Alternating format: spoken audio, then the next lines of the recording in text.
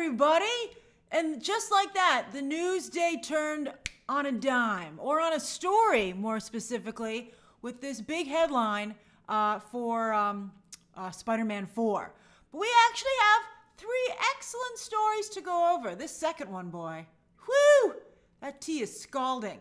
That's like, I'm really excited to talk about this one. I wasn't sure I was going to cover it. But then Spider-Man 4 was like, I gotta fill an hour. But you know what today is? It's the first day of the week, which means time to gift 5 memberships so that I can try to match the generosity of this community, which I am just so proud and humbled by. Here they come. Woo, boy, baby. That's right. This is inadvertently a night stream. I was planning a night stream maybe for Friday, but maybe you're going to have 2 of them. Oh, Fran. Speaking of streams, you might recall Fran from the Star Wars fan discussion, and Fran just gifted 50 memberships. My goodness, Fran. You're such a kind person. Lady Jennifer Snow, Elpidio, Lloyd Lester. You guys are wonderful. And again, such a fantastic way to support this channel because somebody else benefits as well. Thank you, Devin. All right, so we have some really excellent stories to go over. And yes, Travis, of course, obviously it needs to be said, R.I.P. to the legend that was James Earl Jones. Hey, Justin, thank you very much for that. James Earl Jones, of course, an acting legend, most well known for a lot of his voice work, from Star Wars to The Lion King. But, you know, he was a force of nature in many projects, particularly his stage work. You know, just the other day, well, not the other day, but a couple of weeks ago, I was down in the Broadway area, and I think I actually was at the James Earl Jones Theater. I think I was seeing a show there. I forget which one now. Hey, Jerry. But I thought it was so wonderful that he had a theater dedicated to him, and that he had gotten that recognition. So just, you know, it's very sad. I'm glad he got to 93. I'm sure that he had many accolades during his lifetime, but I'm sure that he will have many more. You know, Elise, you talk about Darth Vader. You know, it's like Darth Vader passed away. I really hope that they don't use AI to replicate his voice. Let's do a poll. No, is it too early? But I'm sure they're thinking about it. I'm sure they've already discussed it. You want to hear something morbid? You know, back in the day, I knew some people who worked at a trade, not a trade, but like a site. And I found out, I agree, it's too early, Kay Walton. But I found out that like a lot of the sites, they write obituaries in advance for all the most famous people. That's right, Lone Wolf, primetime, so that they're ready to go. And they just update them at the last minute. I also found out that, like for awards shows, you're like, how do they get the story up so fast? They write it in advance, which is why it's so devoid of anything interesting to say. Because they didn't actually watch the show. They type in like who they think is going to win. Because, you know, most of the time we kind of know. And they maybe have a couple of things they can plug in. And then they can just, you know, quickly rearrange it and get it up as soon as possible. And that's kind of the state of journalism, or entertainment journalism to a degree. And I think that's a lot of what's wrong with it. Although I do have some interesting plans for the Emmys on Sunday. Oh, it might be something to do with a live. Oh. So the Emmys, by the way, are this coming Sunday night. So Jeff Blue says that we haven't even gotten to the stories yet. But, you know, I'm a little late. But once you have me, you have me. I'm here with you guys till we finish the stories. But Jeff Blue says that he read that James Earl Jones had sold the AI. Terry as well. If it has James Earl Jones's blessing and his family, I'm sure that's probably an ongoing amount of money, I would hope, that would probably support his family for forever. I hope in perpetuity. I'm sure he did not agree to a lump sum. I'm sure it's profit participation and residuals and stuff like that. And then I would be in favor of it. And I hope they make that very clear so everybody knows. And if that's true, then I think that's actually a very nice thing that allows him to be able to do that for his family in perpetuity. So that's really special. Oh, that's right, Dwight Baldwin. This is CNN. What an icon. When I saw the news on my Twitter feed, I was outside and I actually gasped out loud because it was so shocking. Watch out, 2 other celebrities. I felt really bad. All right. R.I.P. James Earl Jones. Okay. All right, so let's get to the 3 stories of the day. Of course, as always, let me cook. You're of course allowed to comment, but I might not see your comment, even if it's a super chat, because I'm cooking. But at the end of each section, you'll have a chance to ask me questions and put comments up that I can interact with. Then at the very end of the stream, we'll do a Q&A. And there you can, ask me anything that you'd like on any subject. All right, Ben 10, that's right. We're debuting the new thing. I'm going to boop it. I'm going to red box it. And I'm going to put up chapter times. Oops, sorry. That's right. I'm going to do all 3. You ready? Oh, here come the clicks. Okay. So much clicking. There's got to be a freaking easier way to do these lives. Okay, you ready? Here it comes. I organized it. Boop. Oh, no. God damn it. It's the wrong square. What happened? Ah, shit. The squares are all out of order. Which one is this? All right, there's the right one. God damn it. 1 second. I thought I built this beautifully. All right, so boop, square. Hold on, I'm getting the hang of this. I've never had to do all this stuff before. It's a lot. I'm happy to do it, but I'm getting used to it. Boop, square, and then chapter times. Woo! Okay. All right. Whew, that's right. I rarely swear, fellow Aussian. Certainly not on screen. I actually try not to swear in real life. Tell you a little thing. I used to swear a little bit, like everybody. I was like, oh, it's cool, man. All the cool kids are doing it. And my mother actually said, I don't think you should swear so much. And I said, why? It's cool. All the cool kids are doing it. And she said, I don't think it sounds very good. And I was like, oh, you're ridiculous. And then I heard somebody else swearing shortly after she said that. And I was like, it doesn't sound very good. So I try not to swear too much. I swear with precision. I'm like a ninja swearer, okay? So I swear only when I feel it'll be effective. You don't want to dilute. That's right, strategically, Aubrey Smalls. Oh, it's so nice to see so many people from the Star Wars thing here. It's so nice to see you guys. We're going to do another one. We were going to do one on Friday, but now it's going to have to be delayed because my weekend messed up my whole schedule. But we definitely have, those are not going to go away. I think we're going to do one a month for now. One a month. So the next one will be, to some degree, DC themed. That's all I'm going to say. All right. Hold on. Now I got to get the arrow. Whew, so complex. Again, I told you there's got to be a little bit of an easier way to do this. But right now, this is what we're doing. All right, so Spider-Man 4. Oh, this train's a-moving, finally. And Daniel Cretton, this guy has got so many deals, and I've yet to see a movie come out of him. First he was going to do Shang-Chi 2. Then he was going to do Avengers Kang Dynasty. And now he's doing Spider-Man 4. So you're like, what the heck? I heard from my source, they said that he was offered the chance to stay on with Avengers before the Russos came in. But he's apparently a huge Spider-Man fan. He's like, Spider-Man! Yes, please!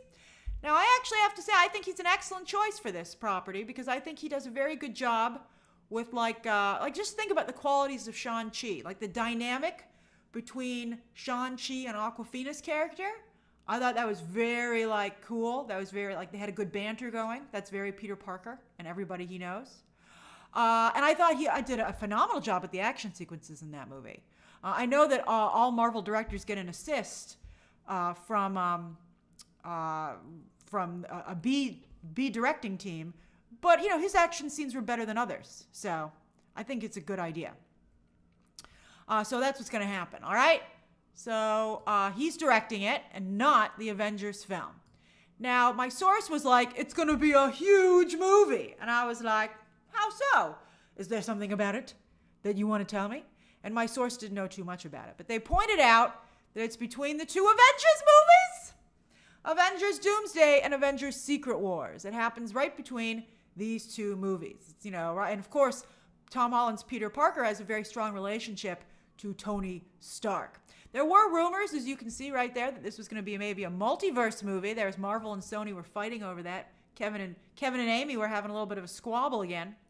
There was some question as to whether or not they were going to do the multiverse again because it had worked out so well last time. I don't want to see the multiverse, to be honest with you. What I liked the most about No Way Home is when the movie ended, it was for they had set it up perfectly for classic Spider-Man stories. He didn't have any friends. He lived in a crappy Hollywood crappy apartment in New York. He was down on his luck. He was swinging over in like a regular suit over a Christmas tree. I mean, that's what I wanted. I was like, finally, we're going to get adult Peter Parker. And now he's whipping through the multiverse again. It is fun to do, like Deadpool. Deadpool was great when he was doing that. He's like, thwip, thwip, thwip, thwip, thwip, thwip, thwip, thwip. Oh, it's so fun to do. Tina, I don't know where the next Spider-Man Across the Spider-Verse is. It's taken forever. It's ridiculous. We'll talk about Miles Morales, as you can see from the chapter times. But yeah, I agree. A lot of you want street-level Peter Parker, too. Although, Shahar loves the multiverse. I don't know, man. Let's do a poll. I know you guys like the poll. Hold on. Here it comes. Although, Spider-Man 4. Multiverse. Street-level Peter Parker. And then the third will be Let Marvel Cook. Which is basically whatever they want. That's right, Jeff. Polly McPolister. DeGuy wasn't that suit amazing that he had at the end of the movie? It had some ridiculous like sparkle sheen on it. For some reason, I loved it. I was like, where did you get all that sparkle fabric? And he was like, fwing! And I was like, I love it. Work it, Peter. So I think it's, but I don't know if it's between these two movies.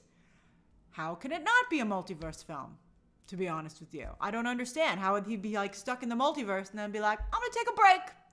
Unless, of course, I don't know, this Doom right here shows up in the regular 616 or whatever they're calling the MCU and like hangs out for a little bit. I don't know. Thank you, Wiki Nomad. All right, but this is where it's going to start to get a little bit more interesting. All right, now we're going to theorize. Oh, I missed theorizing about the MCU. So one of you had a good way to put it. Who's going to be the MCU guest spot this time around? We've had Iron Man. We've had Nick Fury, right? Then, of course, for the last one, who was it in the last one? I don't even remember anymore. Somebody. Doctor Strange, that's right. There's a little bit too many of these movies. Somebody was hanging around in there. Oh, yeah, and Daredevil was there for a second. That was fun. It was fun. I liked it. So the question is, who's that going to be? Well, interestingly, of course, who benefited the last time they were between two? And, it's interesting you say you want a female one, my reviews, because Captain Marvel was the last movie to benefit from being sandwiched between two Avengers movies. And who is Destin Cretton's best friend in the whole wide world? Ms. Brie Larson. Destin Cretton has made almost every film he's ever made. She even appeared in Shang-Chi briefly. And I think she's the whole reason that he's in the MCU. I think she recommended him to Kevin Feige. So I think there's a strong chance that she's going to show up in this movie. Very, very strong chance. But if this is between two Avengers movies, who says it has to just be one? Because if he's not making Shang-Chi 2, he better put Shang-Chi in this frickin' movie. If Shang-Chi doesn't show up in this movie, I think it's going to be a problem. Maybe it'll just be another Carol cameo. Carol will show up for at least one scene. There's no way that Daniel Destin Cretton is going to make a movie and she's not going to be in it. However, I would love Shang-Chi to also at least have one scene in the movie or one action sequence. If he puts, DeGuy, it would be wonderful as Johnny Storm. I mean, I don't know, but then we're kind of getting a really crowded movie.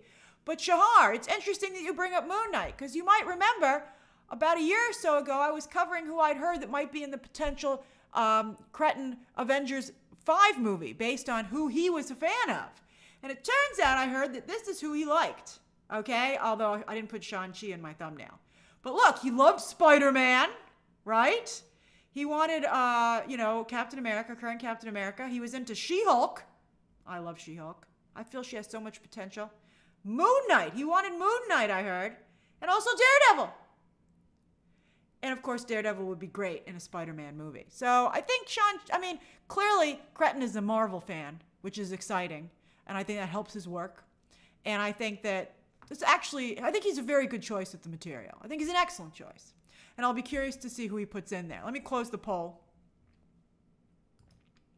And that's right, SMR Goose. She-Hulk would work really well because she's also dated Daredevil. I mean, they're not in a serious relationship or anything, but they're there. Let's see here. The poll is, who do you want? What do you want for Spider-Man 4? 68% of you want street-level Peter Parker. I think 68% of us are about to be real sad. 24% of you say just let Marvel cook, and only 7% of you want the multiverse. Oh, I think the reason it was so funny in Deadpool when he said that they should take the L on the multiverse was because it was funny because it was true. Let's see here. Hey, Tim O'Doc. I hope you're having I'm glad you're having a good, I hope you're having a good commute. So yeah. All right, Elia, we got to keep it PG-13 here, man. All right. So I think all of these people have the potential to be in the movie. It's starting to look a little like an Avengers movie, so I think that's something you got to be nervous about. This should be a Spider-Man movie. And on that note, let's talk about Spider-Man characters. All right, so, of course, everybody, inquiring minds want to know, where's Miles? Where's Mr. Miles Morales? I think it's time for him to jump to live action. Even Tom Holland says he loves him. He loves the character. The character has not only dominated in the video game space, but now he's dominating in the movie space. Amy Pascal has said she wants to do it, but she keeps saying she wants to keep putting it off. The casting on this will be crucial. I see a lot of people saying who they want to see cast. I think it's extremely important that he be an Afro-Latino actor. And I also think he has to be age appropriate. He has to look like he's in high school. Peter Parker is now the adult. Miles Morales is now the teenager. That's crucial. I do not want to see Chris O'Donnell as Robin-style Miles Morales. I think, I know some of you aren't, I don't know why anybody wouldn't be excited about it, but for those of you who aren't, they've already proven in the video game space that it can work story-wise and that it can work popularity-wise. Zendaya is definitely going to be in this movie. 1,000% Zendaya will be in this movie. You can take that to the bank. You can deposit it. It's I definitely think that's going to happen. But yeah, so I would really like to see, I think Miles Morales is a wonderful character, and I think Spider-Man has a really great group of stories. And despite them having made so many Spider-Man stories, movies at this point, they've actually told very little of the Spider-Man lore, which is frustrating. So I would like to get this train a-moving. Everyone keeps saying, Black Cat. I agree. But I mean, I don't know how many characters you can put in one movie. But I think, Marvel Knights characters, Kingpin, Daredevil, Miles Morales, let's go in this direction. And they had positioned Tom Holland's Peter Parker to finally do that. So I hope that is something that Cretton is fighting for. I think, I hope he's like, you guys don't want to get me in trouble with the fans, do you? Now, of course, Destin Daniel Cretton is a very, he's made a lot of movies at this point. Some of them do not have Asian characters, but a lot of them do.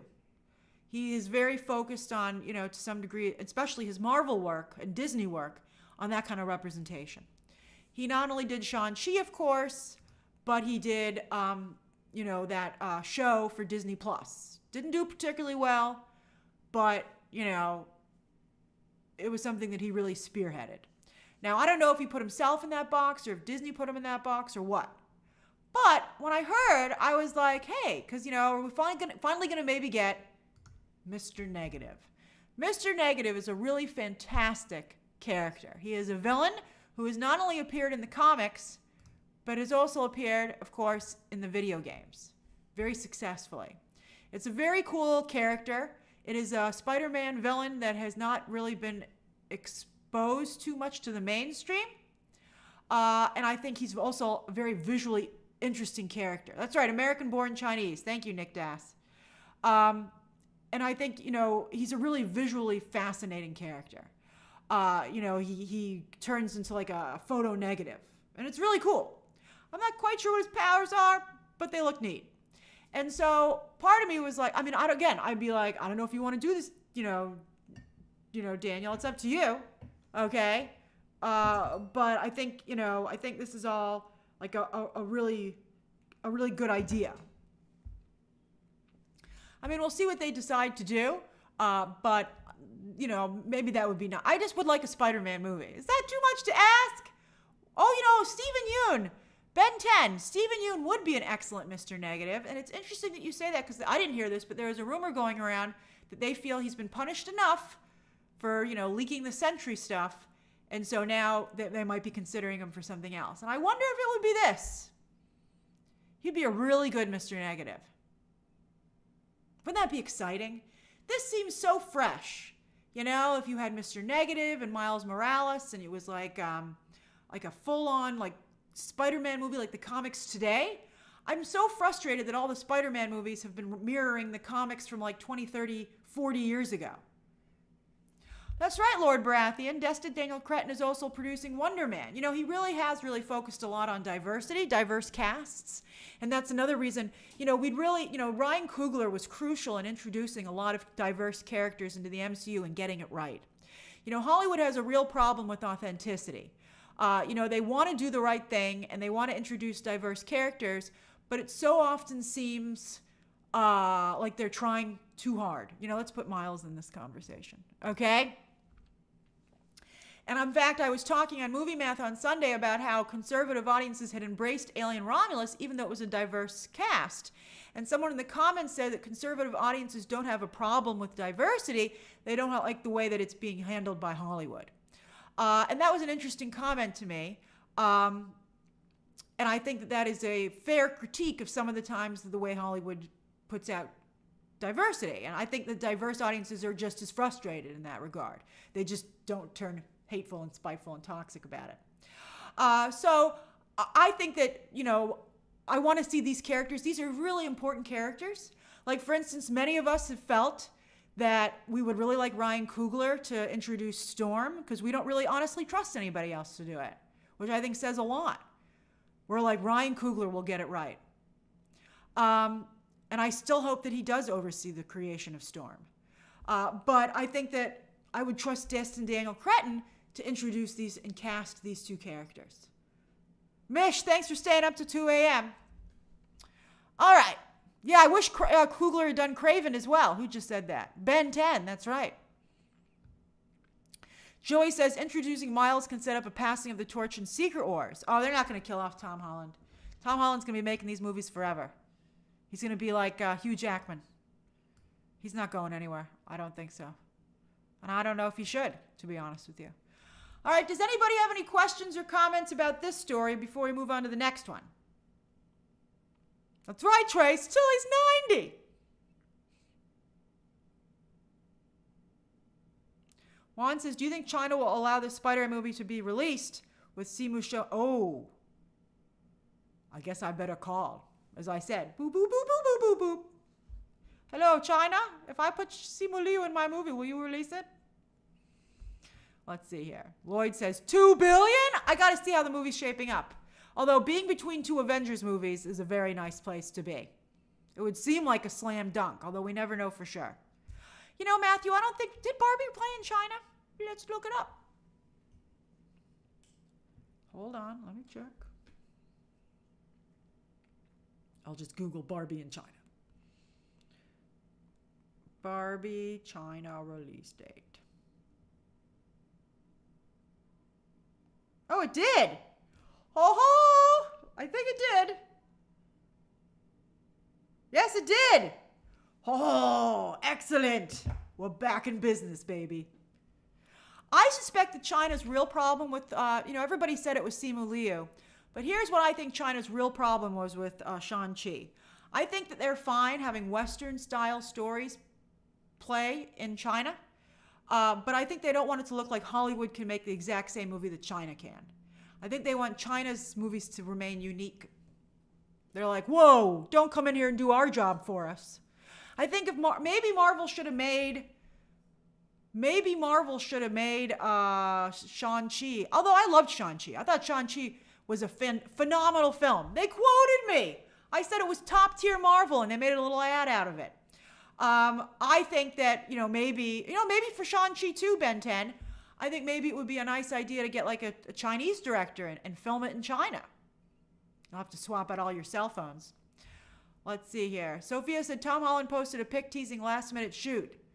Venom 3 with Tom Hardy? No, I wouldn't think that. I don't know. Maybe he's going to show up in, maybe he'll be an alternate version of himself in Fantastic Four and talk to Johnny Storm. Oh, it'd make me so happy if he did. I wouldn't care how they came up with the reason.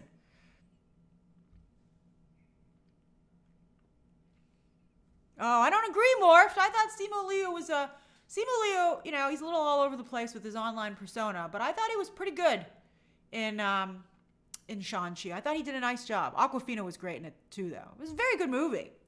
Steven says, why isn't your super chat working, Chad? It might be one of the words you're using, or CJ. Steven says, I would like it if Zendaya's MJ got discovered as a model while in college. Let her oh, no, I don't want her to be a model. I mean, Zendaya's stunning. Anyone who's seen her on a red carpet knows that's the case. But I like the way that she's done MJ. I like MJ I like her different take on MJ. Michelle, whatever. You know, it's not Mary Jane. I like her. I like what I trust Zendaya. I would ask Zendaya what she would want to do with the character, to be honest with you. Sam says, my worry with the multiverse story for Spider-Man is it would become a random cameo-filled movie. That's exactly my concern as well, Sam. I mean, just look at our own conversation. Oh, yeah, that's right, Michelle Jones. Thank you, Poke. I really like the fact that she was like the only superhero girlfriend I've ever seen who would help her superhero boyfriend on the job. I thought that was charming. And then he asked her for advice. Usually they're like just like, yo, I might have ticked off a villain. You might want to go stay with your grandma or your mom for a few days. And they're like, every freaking month this is. Oh, that's right, Pepper Potts a little bit too. But I think this was even more. Pepper Potts still seemed like she worked for Tony. I liked that, you know, Zendaya, MJ, I like that MJ was like, truly seemed like, you know, she just didn't happen to have superpowers. You know, I always thought it was so stupid when MJ eventually got a costume, you know, but she actually ended up being pretty good. I know this Zendaya makes me feel like it would work. Let's see here. Elpidio says, let me read your question first.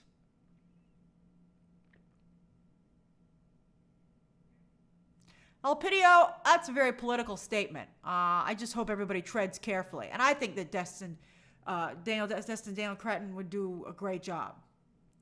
iHeartMovie says, how did Ant-Man and the Wasp do box office-wise since this was also...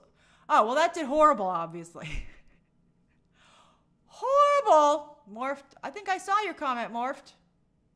I did. I saw that, Morphed. I commented on your comment.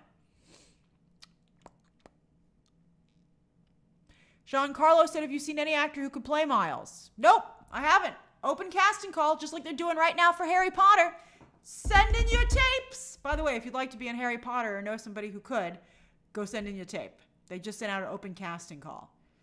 And it's pretty nice. No problem, Morphed.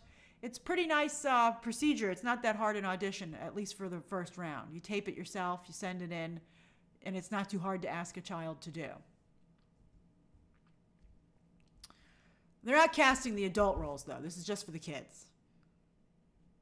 Steven said Emma Stone's Gwen was helpful, even though it ended badly. I didn't think she was the same way. All right, we better move on to the next story. Okay, hold on. I got to click a bunch of stuff and do a bunch of stuff. All right, hold on. All right. You ready? This is the juicy story. It's juicy. It's a juicy story. Way to go. Okay. All right, you ready? All right. Okay, let's see if I can get this one right. Boop, square, boop, chapter times. On the third one, I'll see if I can get it perfectly right. But at least everything came up at once. Boop, square, chapter times, baby. All right. Bob versus Bob. I like that. Bob versus Bob. So funny. All right, so in case you didn't see it, there was and by the way, thanks to you guys who sent this in to me, who told me and said, hey, have you seen this Bob Chapek article, this Bob Iger article? And I was like, yeah, and then it was so good. I was up till like ridiculously late last night reading it. It's a very long article. If you're going to go read it, I really highly recommend that you do, because it'll teach you a lot about corporate culture. Now, obviously, you shouldn't conduct yourself this way, but you're almost for sure going to run into people who do. And so I think it's very important to understand what you're dealing with, so you're not as shocked as Bob Chapek was. That's right, Fran. I do think they should make a feud. We'll just say it now.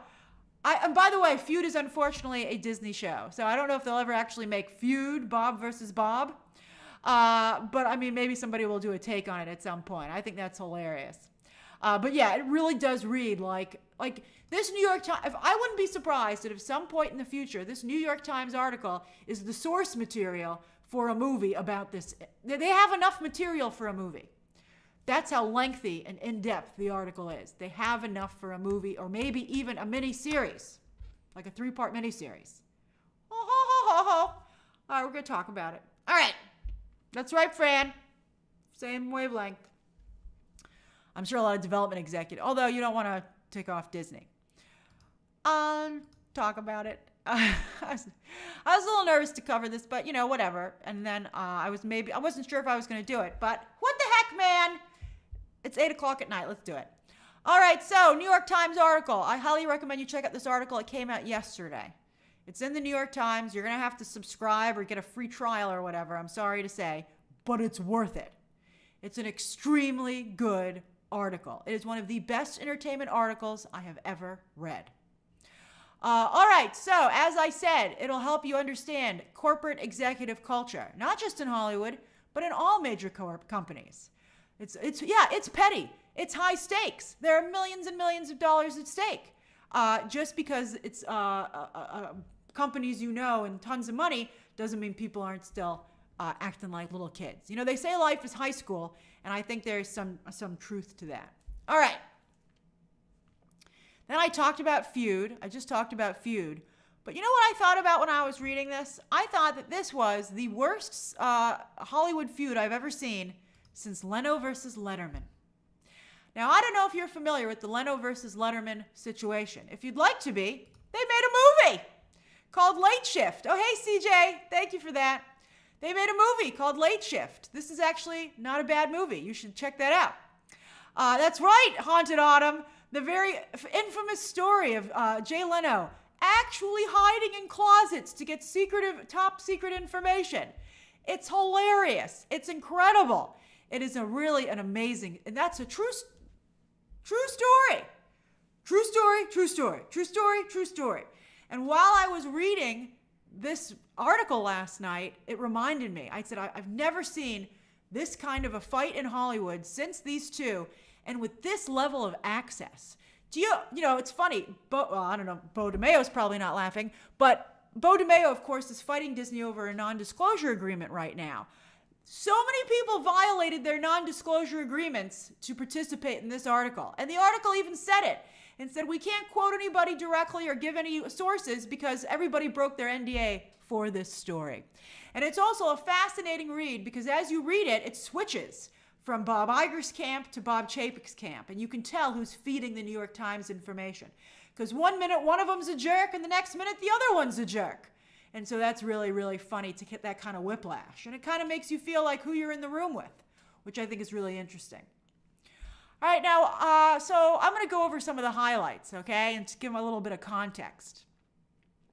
Now, of course, at the end of the article, everybody is like, SMR Goose, I would agree with you. You really should honor your NDA. I think it's very important to be professional. Your reputation is everything. And, you got to, none of this, some of this might have come from Chapek, but I don't think it even came from Iger. Although I'm sure Iger's pretty upset about this article. I also thought it was funny that one of the main things that caused a problem with them in the first place was a New York Times article. So I was like, that New York Times is so messy. The New York Times is that chose violence, right? All right, so at the time, they're like, who knew Bob Chapek would be a bad hire? And I thought that was hilarious because I remember when they were considering, thanks Big League Chew, when they were considering hiring Bob Chapek, every single fan of the Walt Disney Company said, don't you do it, we hate him. He already had the nickname Bob Chapek because he was ruining the parks. That's right, Lloyd. Everybody knew. Every Disney fan knew. Bob Iger's like, how was I supposed to know? The board of directors is like, how are we supposed to know? And it's like, do any of you spend any time on Twitter? Or at least have one of your assistants or interns do it so that they can tell you what's going on? And he turned out he certainly lived up to his infamous legacy. So we all knew. We all knew it was a mistake. We were screaming at Disney not to do it. So I thought it was hilarious. They were like, who could have known? And we were like, we all knew. We all knew. Just like we're all telling you to get rid of Kathleen Kennedy and Jennifer Lee. It's because it's so obvious. All right. Now, they talk about the face of Disney. Disney is a difficult place to work. They're an extremely aggressive company. As nice as sweet as they are on the outside, they're that sour on the inside. It's a real tough company. And I think one of the reasons that is not only because of just the way that the culture has evolved there, although I do think they're hitting like a point of no return. I see it with the parks. I think it was always all right that they were ruthless because they were so successful. But I think that their parks are like this close to falling apart. Like really, that close. I'm not exaggerating, I think. And I think their movies are okay. Their movies are kind of clawing their way back, but I don't think it's guaranteed just so far, just yet. You know, Lloyd, Bob Chapek might have introduced Genie Plus, but Bob Iger didn't get rid of it. I think I read somewhere there was a leak, and they might be making like $724 million a year off of Genie Plus.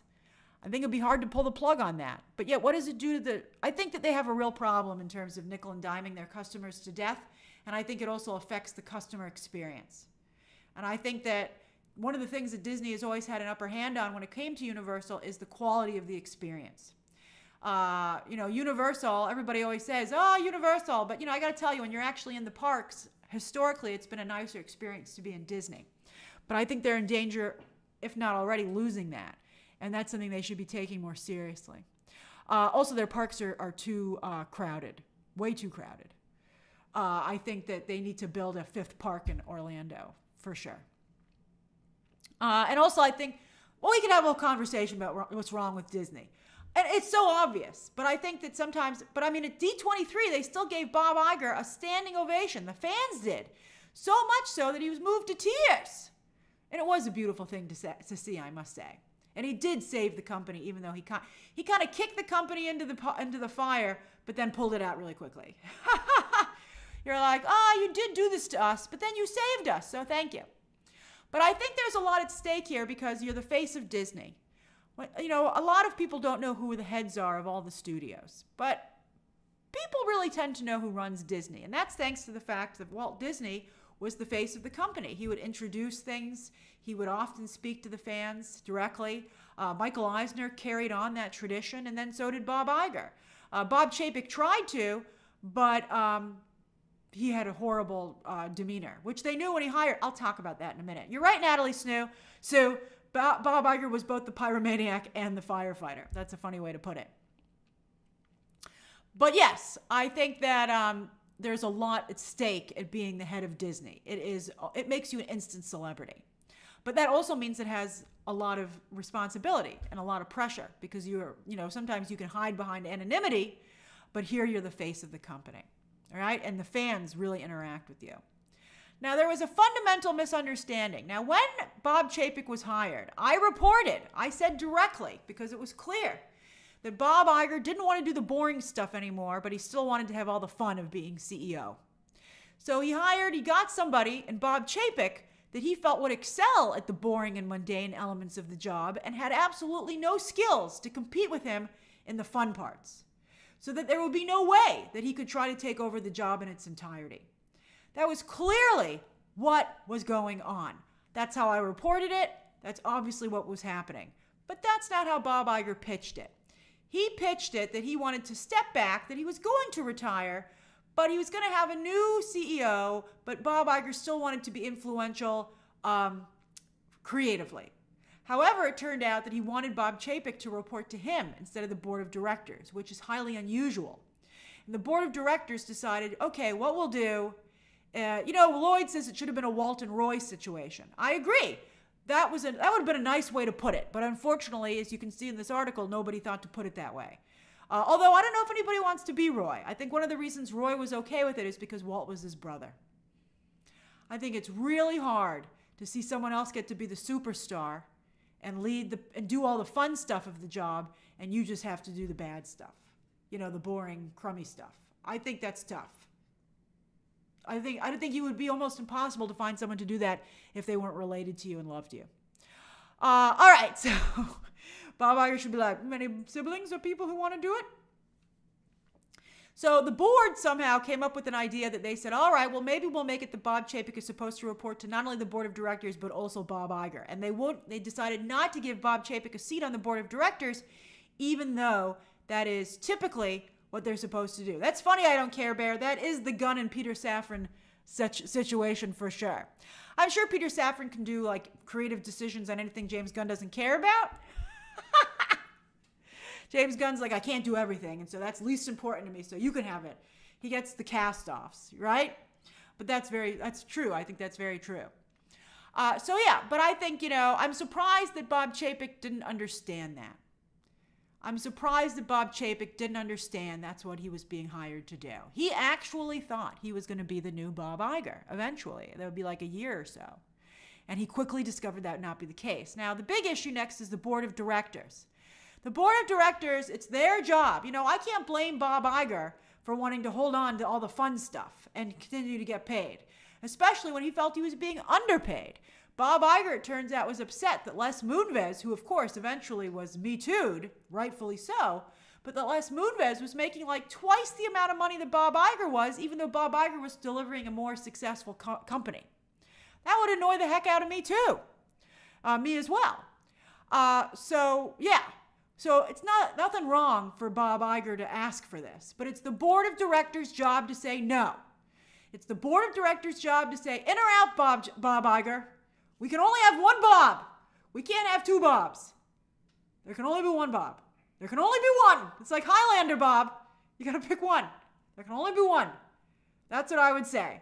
And nobody did. And I'm upset about the fact that it was largely a board of directors of women.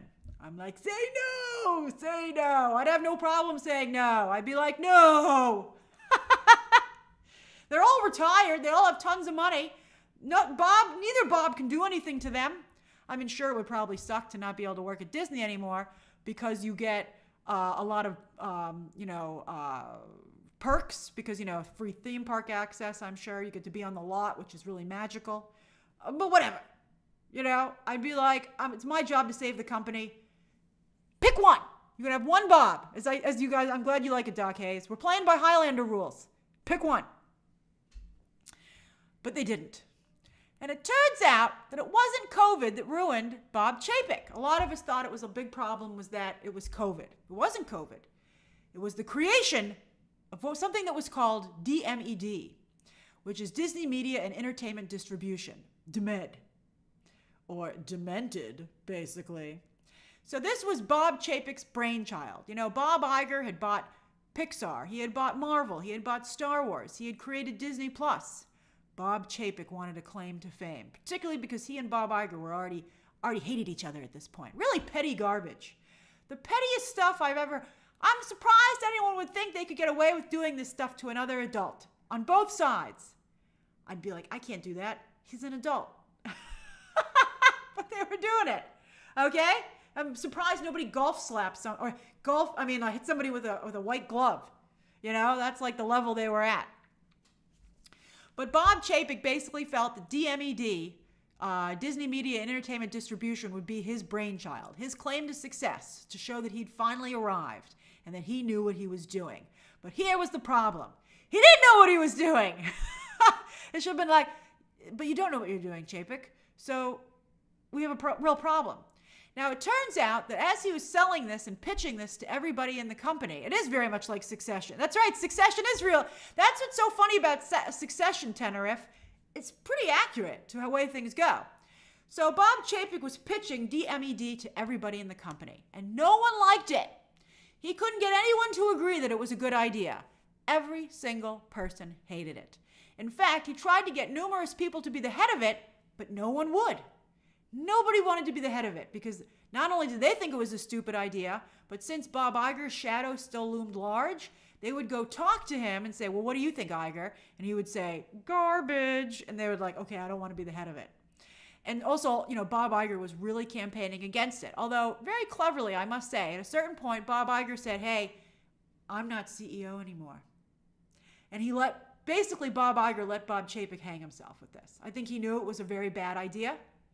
And so he said, I'm opposed to it. And he didn't stop it, though. And he knew that it would get Bob Chapek eventually fired. It was a very, very smart play. He was playing chess. All right? Slade, for those of you who are wondering what DMED means, I've written it there. See, there it is. Disney Media and Entertainment Distribution. Okay? All right, so unfortunately, he talked this man, Kareem Daniel, into heading it up. Kareem Daniel already had worked at Disney for many years. What is it?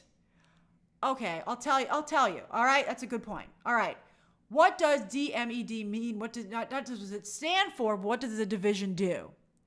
What it is, thank you. I apologize about that. All right, so what it would do was it was to decide where content should air. Remember this? Oh, Blue Prada, I think they dissolved it, so your friend couldn't possibly still work there at Disney's. But anyway, you could no longer determine where your own content aired. You would say what projects you wanted to distribute, what projects you wanted to come out, and then this division would decide if it would be on Disney Plus or in theaters or in a combination of both. They would make the decision as to how things aired. And everybody hated it. From creatives to executives, it was a big disaster. And I'm sad to say that even Kareem Daniel did not want to be the head of this, but he was a close friend of Bob Chapek, and I guess for some reason he felt he couldn't say no. It's very sad. He ended up being ultimately fired. So, along with a lot of people. So the question is, if everybody was against this but Bob Chapek, why on earth did this get approved? Well, unfortunately, at the time, Bob Chapek had a supporter named Susan Arnold in the board of directors, and she was helping to push all of this through. She was trusting him. So it's really unfortunate, particularly because Kareem Daniel became not only the highest ranking black executive at Disney, but I think in all of Hollywood with this position. And then I can't believe that he had to leave the company. That was pretty ruthless of Bob Iger. I don't know if I would not have personally fired Kareem Daniel. I mean, I understand why he did, but I would have kept him and had him go back to it. I mean, I guess his position had already been filled, but no, I would have found another position for him. I feel bad that Kareem Daniel took it. I'd be like, Bob Chapek, hire someone from outside the company. I'm not dealing with this. You're not taking me down with you. All right, so we talked about Kareem Daniel. All right, hold on. All right, so it blew up in Bob Chapek's face along with the way he was handling the political stuff. The political stuff was a very big problem as well. I'm forgetting exactly why he got fired. I think it was a lot of, it wasn't just, it was a lot of stuff. He started skipping me. Oh, I know what it was. All right. They wouldn't say directly, but I know what it was. Thank you. I reminded myself. But first, I want to talk about Bob Iger. So some people said they felt the article made Bob Iger not look good. I didn't think that was true. I thought that Bob Iger, obviously Bob Iger is a little more ruthless than we thought. That sweater vest is a lie. Well, it's not a lie. It's a costume. No, not even a costume. It's, it's the image he's projecting as the head of a family company. It's his Mr. Rogers sweater. But, Mr. Rogers gave the finger to a couple of people. We've seen the photos. Mr. Rogers swore once in a while. So I think, you don't get to be the head of the Walt Disney Company by being a nice guy, which doesn't mean you're not a nice guy, but, there's a line, okay? There's front of the house Bob Iger, there's back of the house Bob Iger. There's King Bob Iger. And for instance, one of the things was, the levels of disrespect to Bob Iger I thought were incredible. So I'll just tell you one of the things that I thought were shocking. So there was a meeting of executives at a retreat, and they said, Bob Iger was there, and Susan Arnold was there, and Bob Chapek was there. And so Bob Iger asked Susan Arnold, the board of directors member, if she wanted to co-lead the meeting with him.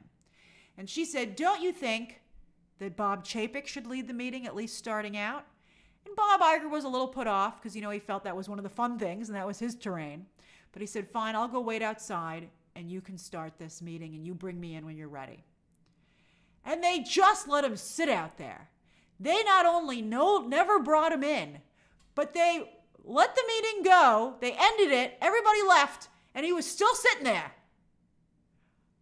I can't believe that they would do that to Bob Iger. I think that's so disrespectful. I feel it's like Daenerys. I feel like he should have just said Dracarys to the entire everybody who was helping Bob Chapek. I also was surprised that Bob Iger didn't have an intern or assistant and say, how's that meeting. Go check and see how the meeting's going. Are they going to bring me in there or what? You know, the fact that he could be left in the hallway, which made me feel bad, and that he was so trusting. It is very Succession-y. You're right, Sibs Reviews. That was just there's more of that in the story, in the article as well. So yeah, and you know what, Christian, yeah, it's rude, but you just never expect, you simply don't do that to a CEO, even if he's no longer the current CEO. The level of disrespect to me, I felt, was shocking. And so when they wanted him to come back, they said that to start the phone call, Susan Arnold had to apologize, because if she didn't, Bob Iger would not come back. And some people I saw in the comments thought that was ridiculous, in the comments on the article. It's not ridiculous. Susan Arnold had to apologize because she stabbed Bob Iger in the back. Now, the right thing to do is that when she did apologize, Bob Iger then said, no problem, let's move on, which is the dance you're supposed to do. Okay? That's the dance you're supposed to do. It's like, it's one of my favorite, there's a movie called Orange County, which is a bad movie, but it has a really funny line in it. And John Lithgow was trying to teach somebody how to negotiate. And he was talking with a college about a gym. And he said, that's not how negotiations works. You start off asking for a whole new building, and I tell you I just want to donate a medicine ball. And then we work our way inward from there. And I thought that was very funny, and because it was also very true. So that's the dance. Susan apologizes, then Bob says, no problem, I forgive you, and everybody just moves on. You know, that's what you do. That's how you coexist in a world with adults that have to be together. And so I thought that was all fine. But I will tell you, that Bob Iger's a boss. As soon as he got back in, he fired everybody who was on Bob Chapek's side. Or didn't fire them, but they left the company. Although they never gave Bob Chapek the chance to resign, as you might recall. They fired him as he was getting ready to go to an Elton John concert. It was incredible. I'll never forget that story. And they called him up and they said, you're out. You're out, Chapek. You're out. Get out of here. All right.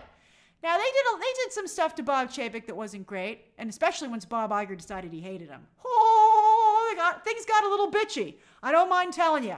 Things got a little bitchy. It was fantastic. All right? Because they hated each other at that point, and they were having a fight.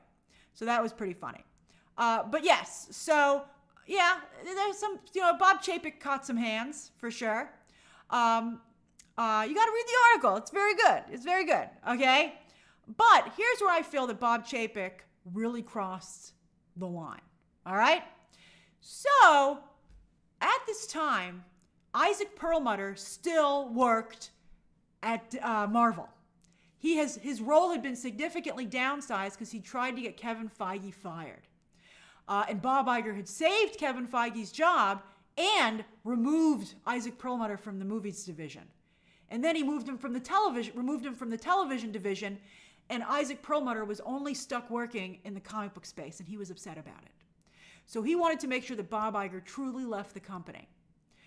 And he was out for revenge. And remember, because he had sold Marvel to Disney, he had a tremendous amount of shares and a tremendous amount of stock. And so Nelson, that's right, Natalie Sue. This is Nelson Peltz's origin story. The whole Nelson Peltz takeover bid came out of the Bob Chapek, Bob Iger scenario. Now, here's where things get really interesting. They didn't talk about this, but I suspect that Bob Chapek is conservative, because otherwise he never would have taken the meetings we're about to discuss. And I believe that's why Bob Chapek handled himself the way he did with Florida. So this is just incredible. All right, so Devin, I don't recall that. There are a lot of fights, but this drama is just incredible. All right, so they got their hands on Bob Chapek, and they said, yes, Bob Iger is trying to kill you, because Bob Chapek was calling Bob Iger the assassin. What the hell, man? All right, so he was like, he's trying to assassinate me. And and then Isaac Perlmutter and Nelson Peltz said, he is trying to kill you. They played into his fears, they validated his feelings, and they said, come talk to us in Florida.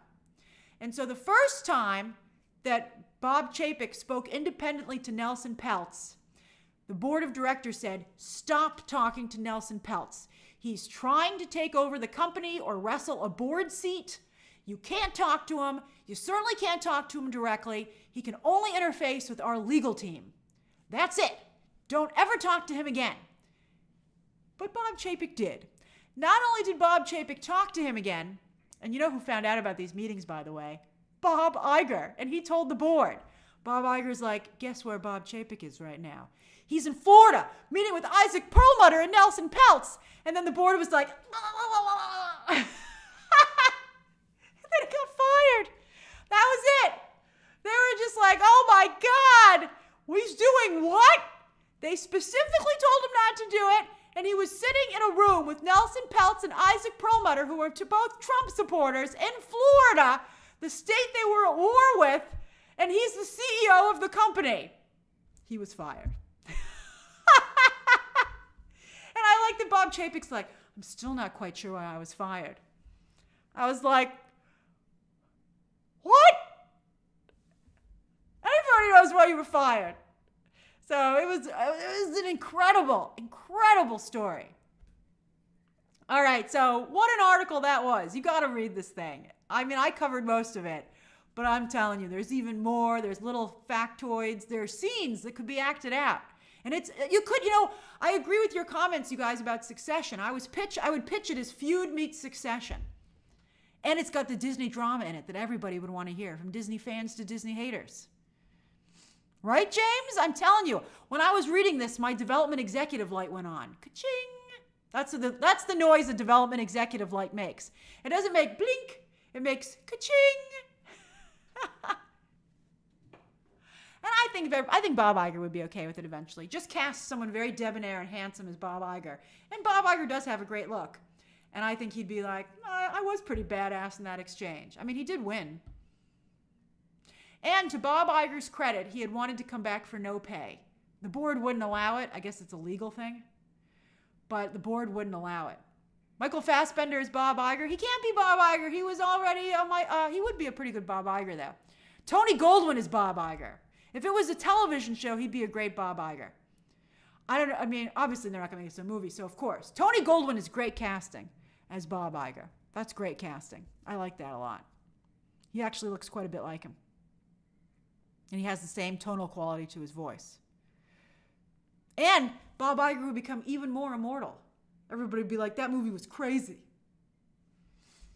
All right, so any questions or comments? Not Tom Hanks, psycho. Also, conservatives hate Tom Hanks right now for some reason. George Clooney can't play Bob Iger because I think he's so heavily involved in this stuff. Glenn Hightower is a pretty good... Oh, I like Glenn Who said that? Mish. Glenn Hightower from Blackberry as Iger would also be nice casting. Elpidio says, were Chapek and Kareem also tied to Black Widow? Yes, they were behind that decision. They were the ones who decided to put it simultaneously on the two places and why she sued.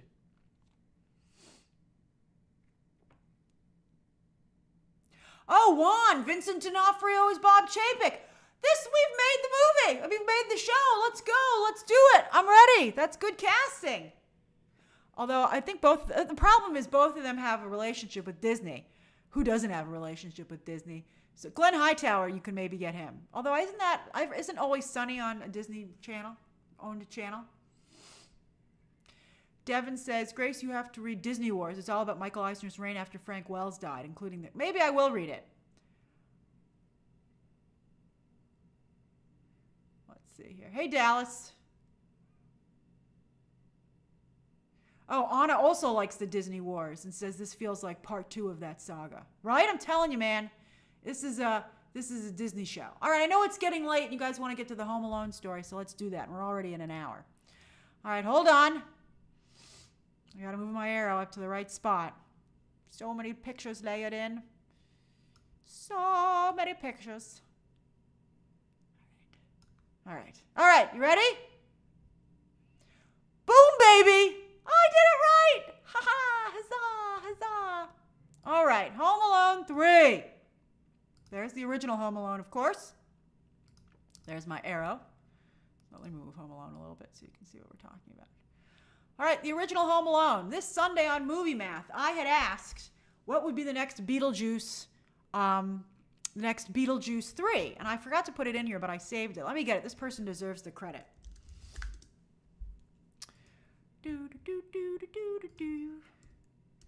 Dylan, 19, said, make the impossible happen. Finish the Home Alone trilogy. Kevin! And I was like, that's it. an actual number 3. I know they've made Home Alone 3, 4, and 5 or whatever. I don't care. They're not canon anymore. They shouldn't. I don't think they are even now, in my opinion. I want a proper Home Alone 3 with adult Macaulay Culkin. Now, that's interesting because, of course, they recently did an Alexa commercial where he recreated the movie, but with the help of Alexa and current technology. And I have to say, while Macaulay Culkin has certainly grown up to have a very, let's just say, unique vibe, okay, that you might feel wouldn't fit with a Home Alone Christmas movie, he did a wonderful job in this commercial. And I felt that he was still very Kevin, and I thought that it would work. So you can see the movie math comment. Hold on. The Alexa ad. Yeah, so I feel this is very, very solid. I feel like we already have tested it a little bit with that Alexa ad. I think it was beautifully recreated, and I think it's a nice, very nice idea. And also, let's do it while the original cast is available, right? So now here you can see Catherine O'Hara recently received a star on the Hollywood Walk of Fame, and of course Macaulay Culkin showed up at her ceremony. And I gotta tell ya, they look pretty good. I feel pretty good about it. And Joe Pesci, thankfully, and Daniel Stern are also still with us. So I think that would be really great. I think Buzz got in some legal trouble, so I don't think we can bring Buzz back, unfortunately. We're going to talk about John Hughes and Chris Columbus in a minute, Andre. Nice thinking. And of course, you can see my my chapter times as well. But I think, obviously Joe Pesci and Daniel Stern probably couldn't be the main criminals, but they could be in it. And I think they could have something pretty interesting. So I like the idea a lot. So let's see here. Then next, all right, let's talk about, I think my biggest concern, though, would be the creative. Who would handle the creative for the film? Particularly the issue, all right, is that John Hughes tragically died. He tragically passed away a while ago, and I think he really was the heart and soul of his films, and that's why nobody was really, they tried a little bit with the Spider-Man movies, of course, but nobody's been able to duplicate the magic of John Hughes' movies. So I get a little bit nervous. But that's right, Heather. Chris Columbus is still around. He's, hit or miss, but I think he did a pretty nice job with the Harry Potter movies. And I would feel that Chris Columbus could at least keep it mainstream. Oh, the Duffer Brothers? Oh, that's an interesting choice, Dane. You solved it. I love our think tank sessions. You see, this is the importance of having a good group of people surrounding you, and I don't know why we should all work at the studios, okay? That's it. I think the Duffer Brothers can do the cozy factor. They can do the timeliest. The Duffer Brothers, for those of you who don't know, the Duffer Brothers are the ones behind Stranger Things. Not focus groups, Mish. Focus groups don't get paid. We're a think tank. We're the development team. We're putting this together. Although, why not the Duffer Brothers? Chris Columbus is not retired, Psycho. He's working on something for Netflix, I heard. Phil Lord and Chris Miller, I don't know, Blair. I thought they messed up with Han Solo. I would be a little nervous about them, but potentially, I'd have them pitch it. And then Jose says, what about Paul King and for the director of Paddington and Wonka? I don't know about him. I think he might be too sweet. I think that with Macaulay Culkin and, the crazy and zany aspects of the original movie, I think you need someone who's a little bit better at comedy. What did Tenerife say? Benioff and Weiss. No. But yeah, how much would it cost to bring back Macaulay Culkin? Hey, Popcorn Roulette. Nice to see you as well. I don't think it would be that bad. I think that I have to give him probably $20 million because you can't make the movie without him. So I'd maybe give him $20 million. But I got to tell you, I think he's worth it. I think he's worth $20 million. I'd give him maybe $20 million. 15, maybe I'd see if I can get away with 15. Key and Peele's not a bad idea, Dallas. They're very funny. They're very funny. But they're more reverential funny. I don't know. I don't know how they would do with the movie format. Short form, I think they're very strong with short form. But yeah, I agree with CJ. That's where I'm thinking too. 15 and a very strong part of the back end. And then he would make a lot of money off of that. Haunted Autumn says, this is the golden ticket. OG is an Xmas staple for generations. If this released in 26, it would be 36 years later, like Top Gun and Beetlejuice. Actors remain beloved. I need this. I couldn't agree more. As soon as I saw that comment on Movie Math, I was like, this has got to be it. This is the movie. And then what else I wanted to point out, though, is that I think, we were very disappointed in the way things worked out with Hocus Pocus 2. Hocus Pocus 2 was fine, but it's not what I want from this. It wasn't the level of Beetlejuice. And I think that's because it was on Disney+. These things need to be theatrical releases. Like, I believe Freakier Friday is theatrical. And I think it's important, that these things are theatrical releases.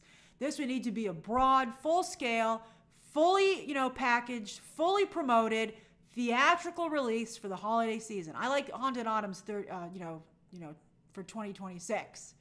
I just think it's a fabulous idea. I think it's a no-brainer, and I would hope that Disney is working on this as we speak. So does anybody have any questions or comments about this story?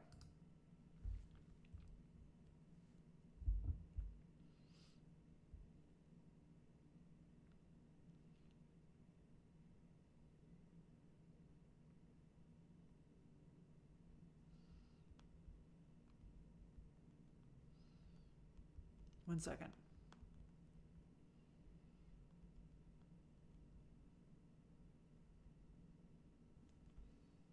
Okay. Yeah, I still have weekend hair. I don't look like this usually on the weekends, just so you know. But it's been a rough weekend. Let's see. Sophia says Sean Levy, not at the. Oh no, I don't think. Sean Levy maybe now. Would Ryan Reynolds want to do it? Ryan Reynolds, do you want to break into somebody's home? He'd be very strong. Let's see here.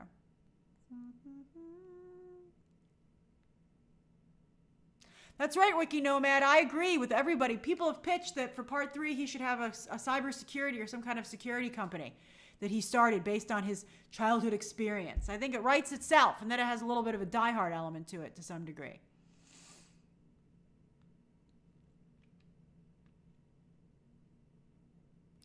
Lauren says, though, that Ryan Reynolds is close to the Rock levels of overexposure. I think that's true, Lauren. I think Margot Robbie was very smart to take a break. Very smart to take a break. I mean, she made $50 million and broke the bank and made records. She deserved to take some time for herself and to start her family. Thanks, Terry. And then Blair Ray says the tech definitely needs an upgrade, especially with drones and Ring cameras. Yeah, you would need someone to figure all that out. That's going to be a lot harder to figure out how you could, if you watch so many old movies and television shows, even just from like 20, 30 years ago, there are plot lines that would never work today because you're like, just pick up your cell phone. Matt says, why can't we get new original ideas? There's no money. I mean, occasionally someone will roll the dice with an original idea. It'll hit, and then a new franchise will be born. But, audiences, as I said on Movie Math yesterday, I don't see audiences paying for original ideas for the most part. They're like, I'll test it on digital and see if it's any good. It could be an original movie, but it needs to be based on an IP. Stuff like that. Carl wants Kevin to be the robber? I mean, that's very interesting, Carl, but I also from the stream, by the way. That's very interesting, Carl, but you just can't do that with the branding. That's right, Matt. Everything was an original idea at some point, just like Home Alone. By the way, if you have a chance, you should watch The Movies That Made Us, Home Alone. It's a very good episode on Netflix. Oh, it was Macaulay Culkin getting the Hollywood star? Thank you, Poke, for clearing that up. Why doesn't just Catherine O'Hara have one? I think she just got one this year. Oh, that would explain some of the pictures I was looking at. Okay.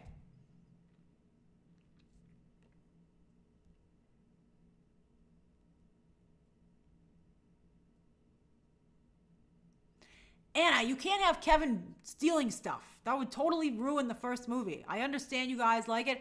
That's the Rian Johnson script. We can't do it. We can't be tempted by flipping expectations and, pushing the edge of the envelope. That's how we get into trouble.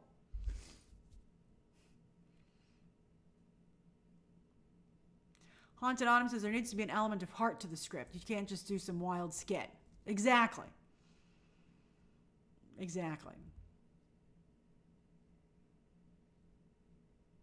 That's right, Aubrey. It's important to remember. Aubrey also from the stream. Why people remember the originals.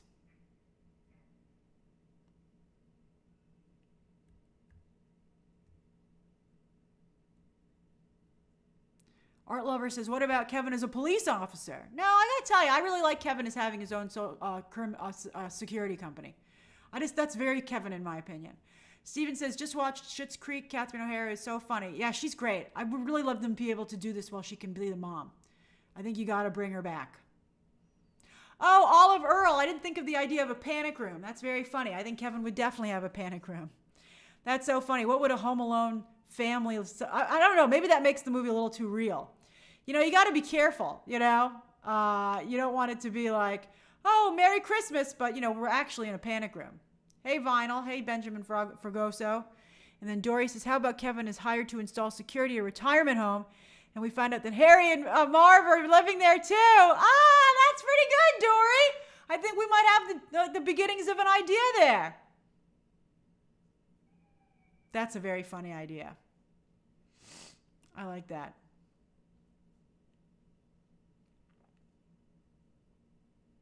Although Finn having Kevin running a successful chain of escape rooms. I think that's clever, but I think that's a better way to promote the movie. To have Home Alone escape rooms. I think that's a better idea. Oh, Matthew, what a great idea to bring in Kieran Culkin, who of course was in the original movie as Fuller with the Pepsi. Maybe he still likes Pepsi. That would be such a funny cameo.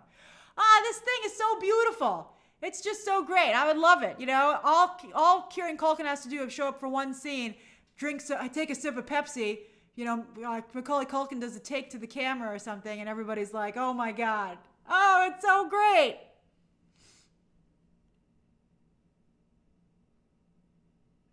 All right, now we're just pitching ideas for Home Alone 3.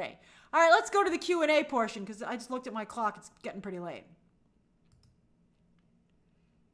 Let's see here. All right, Q&A. Let's do, look, it's 1:13 already. We've been doing this for 1 hour and 13 minutes. All right, 10 minutes until we're at 1:23.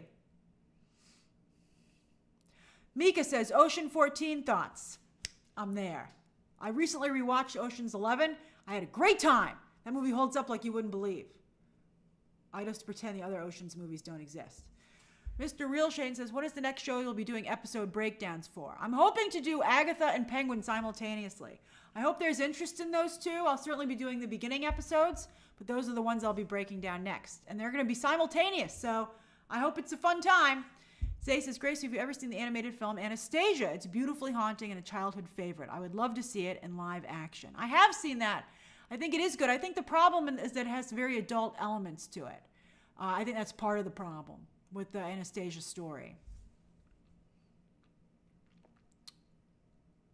William, what was your super chat? Hold on, let me go see if at the end of the first story, I can't go back that far, I'm afraid. Guto says, hey Grace from Brazil here. Just want to say that the only thing I miss on Twitter. Aww, I miss you too, Guto Ruiz. I hope that we soon are back on. I hope you're soon back on there. I'm trying to post on Threads, but I have to be honest with you, I forget. I'm trying to remember though, but I miss you too. I don't have the same joie de vivre over on Threads. It's harder because I'm like on Twitter. I'm in the moment. I'm like, ha ha ha, tweet. And it's hard to be like, oh yes, let me recreate that over on this service. I wish there was a way that I could tweet to everything simultaneously, but I'm sure that none of the apps would allow that kind of crossover because it would, I don't know, wouldn't it help them all? Astronomy, I think the problem with Jennifer Lee would be Strange World and Wish. 2 flops. 2 flops back to back, baby. That's pretty bad. Yeah, the Penguin reviews drop. Mine will drop with everybody else's on Thursday, but the show starts a week from Thursday, and it's so weird. Then the Sunday, not that Sunday, but the Sunday after it, they'll have the the second episode. That's such a big break between episodes 1 and 2. I don't know what they're thinking. Lloyd, Lightyear is Pixar, so that's not Jennifer Lee's fault. And they fired the people responsible for that movie. Jesus, thank you for asking, Jesus. Good to see you too. I did not get a good night's rest. I'm going on like 5 hours of sleep because I was up very late and I was reading that Disney article. Yes, Blair, at the beginning of the stream, we pointed this out as well. But yes, again, it can't be said enough. R.I.P. to James Earl Jones. Let's see here. Midaway says, what movie would you want the studios to dust off for a continuation? Well, I said Bonnie and Clyde yesterday. I'm not sure. I'd have to really sit down and think about it. I told you that's why you really would have an intern do it first. I've got stuff to do. So I would have an intern do the first pass. And I would be like, throw ideas at me. Let's go. Earn your spot. And then I would be like, the picker. It's a famous line from someone. Oh no. Yeah, that's funny. Let's see here.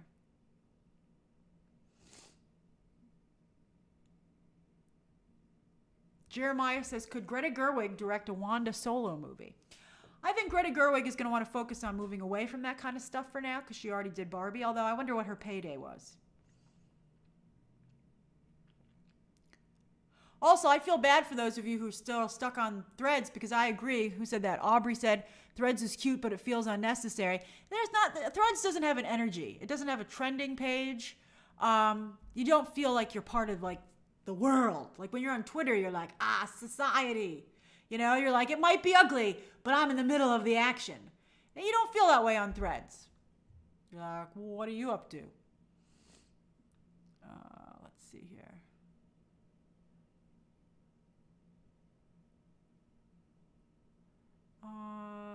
A performing artist is an Ocean's 12 defender. It must be a tough life.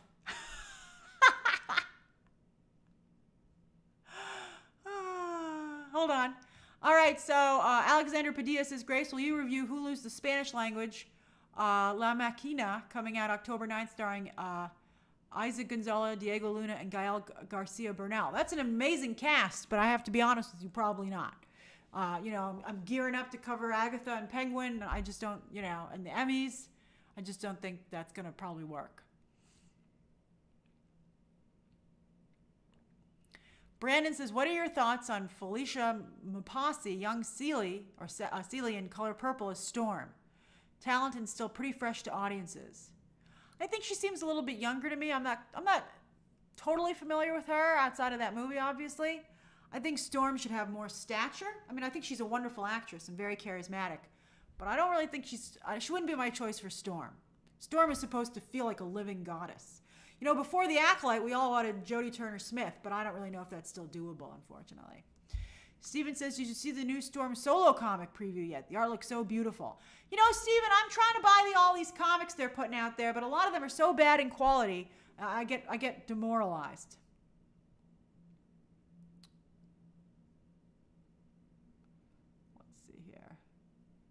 Guy, I did listen to the Lady Gaga Bruno Mars song, and it's a slow song, and I'm not a big fan of slow songs. So I was like, aw. Zeke the Wise. Grace, do you know Spanish? Un pequeño?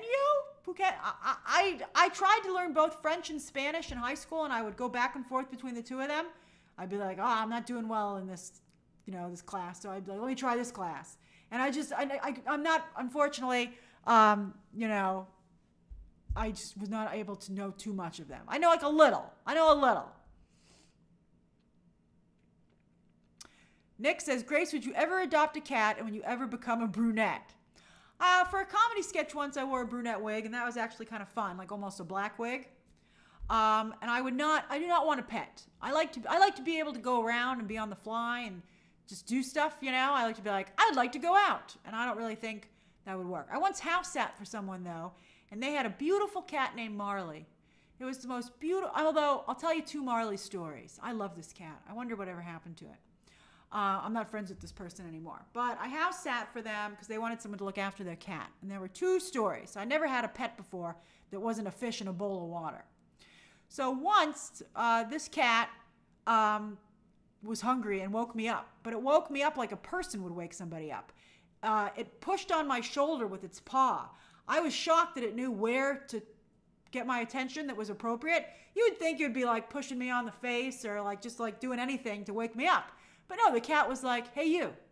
Hey you. And I opened my eyes and its face was right there being like, are you going to feed me or what? Because, I like to sleep in sometimes because, I'm a night owl. And the cat could not stay in the bedroom with me anymore when I was sleeping after that. I was like, it's too human. It's freaking me out.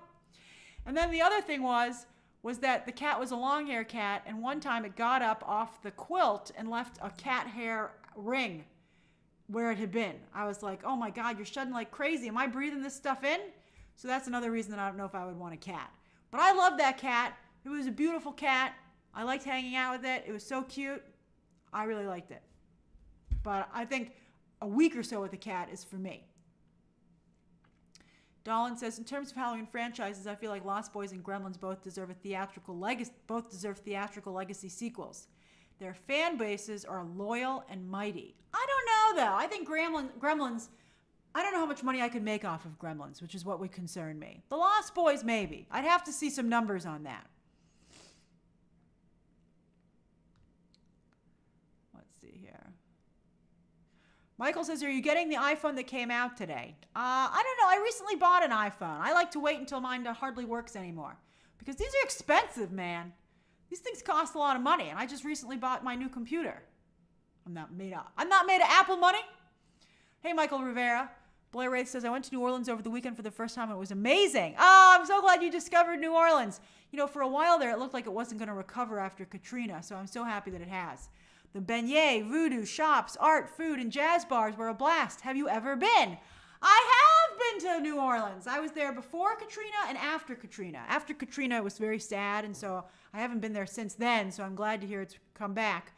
But I was there before, and it was one of the best experiences of my life, and the food was incredible. In fact, we had gotten a sandwich, and we had it on the plane to go back, and I was tempted to tell the plane to turn around so I could go back and get another one because we got it all to share.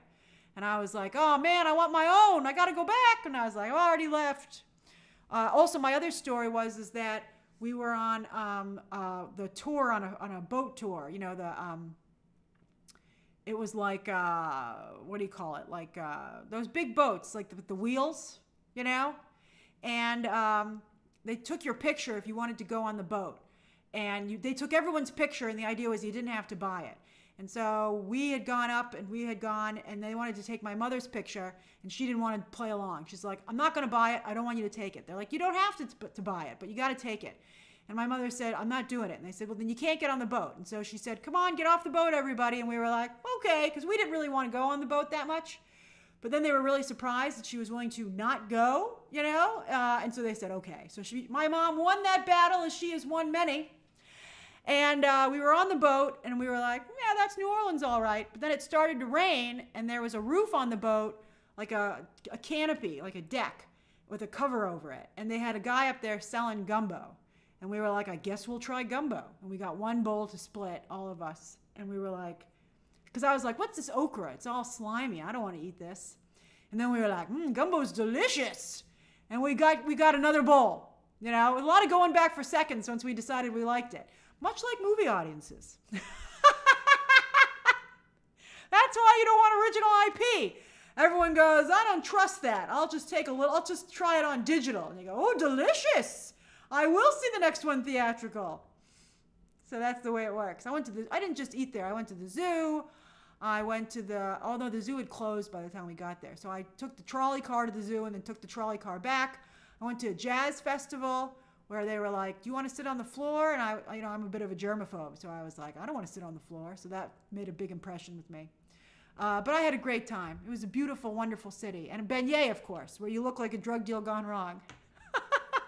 Because you have powdered sugar all over you. Hilarious. I'm glad you had a good time, Blair. Thank you for reminding me of how wonderful New Orleans is. David says, do you think Joker 2 will be the last one? No comment. Don't ruin the movie. And then Yaya says, hi, Grace. What are your thoughts on Matt Reeves not wanting to go to fantastical with the story? As long as it's not too unfantastical. I think I'm going to be like, Penguin was fine. Well, we'll talk about Penguin on Thursday. but I'd be like, you're still doing Batman. Let's just say, no, I'm going to get in trouble. Never mind. Okay.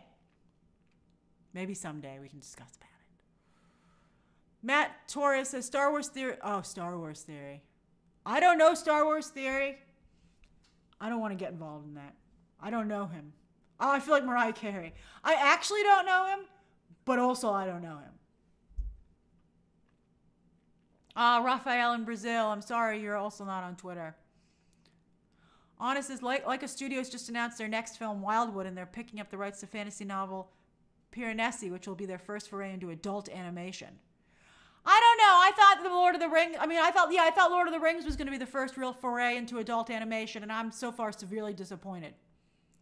Haunted Autumn is about to relocate and start a new job. Last stream for a while. Oh, we'll miss you, Haunted Autumn. But congrats on the new adventure, and when you can circle back and rejoin us, we're very excited to hear about what you're up to. All right, I love you guys. Oh, Emily says, are you going to watch The Secret Lives of Mormon Wives? I don't know. I'm still watching. Oh, no, I'm watching $1 Million Listing. Oh, the last episode is this week for $1 Million Listing LA. I'm very sad. Let's see here. Did somebody gift some memberships that I didn't see? Yes, Emilio. Thank you. So generous. Thank you for gifting those. And thank you, Matt Stone. Oh, and Trace says, local New Orleanian here. Glad you came to our city and loved it as much as we do. My pleasure, Trace. It's so nice to be able to interact with somebody from the city directly. And then Popcorn Roulette says, Austin Butler leading the new Lost Boys gang. Maybe. I'm still upset he's not Johnny Storm. He was really a perfect Johnny Storm. All right, I better go. It's so late. Okay, everybody. See you soon. Have a great rest of your day. And I'll talk to you later. Bye-bye. Bye-bye-bye. Bye-bye.